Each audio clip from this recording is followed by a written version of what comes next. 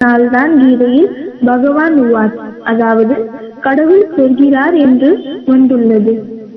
ஆனால் கடவுள் எப்போ வருகிறார்? இந்த கேள்வியின் பதிலை கீதையிலே சொல்லியிருக்கிறார்.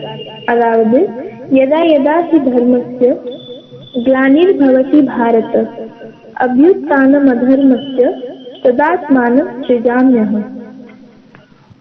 இதன் பொருள் என்னவென்றால், பரத வம்சியே, எப்பொழுதெல்லாம் தர்மத்திற்கு அவதூறம் நடக்கிறதோ, அதர்மம் அதிகரிக்கிறதோ, அப்பொழுது நான் சுயம் பிறக்கிறேன். ஆகவே இன்றைய காலத்தில் தர்மத்திற்கு தீங்கு நடக்கிறதா இல்லையா? ஏனென்றால் இன்றைய உலகத்தில் ஆன்மீகத்திற்கு மதிப்பு கொடுப்பதில்லை. தார்மீக மக்களை பின்னேறிய மற்றும் பழைய எண்ணம் கொண்ட மக்கள் என்று கருதுகிறார்கள்.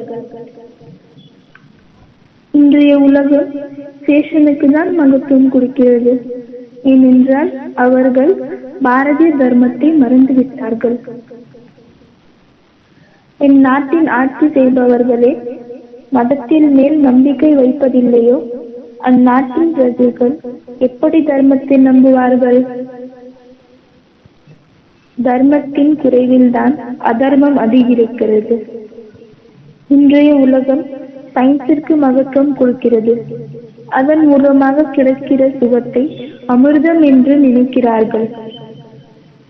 ஆனால் இவையெல்லாம் ஆரம்பத்தில் தான் சுகத்தை கொடுக்கிறது, கடைசியாக துக்கத்தை மட்டும்தான் தருகிறது. விஞ்ஞானத்தின் படைப்பின் வசதி மூலமாக தான் இன்றைய மக்கள் சோம்பேறி ஆகிவிட்டனர் மற்றும் இதுதான் நிறைய நோய்களுக்கு இடம் கொடுக்கிறது. சரித்திரம் கீழே விழுகிறது மற்றும் என் நாட்டின் மக்கள் கெடுகிறார்களோ, அந்நாட்டில் பொல்யூஷன் அதிகரிக்கிறது.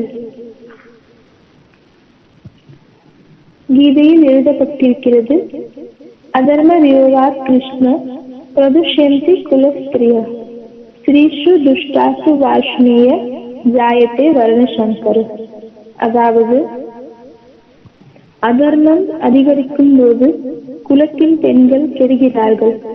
இதன் மூலமாக விவசாரி பிரஜைகள் பிழைக்கிறார்கள் மற்றும் இந்த வர்ணசங்கர் பிரஜைகள் குலத்தை அழிக்கத்தான் பிறக்கிறார்கள் மற்றும் இதை நாம் இன்றைய உலகில் காணலாம்.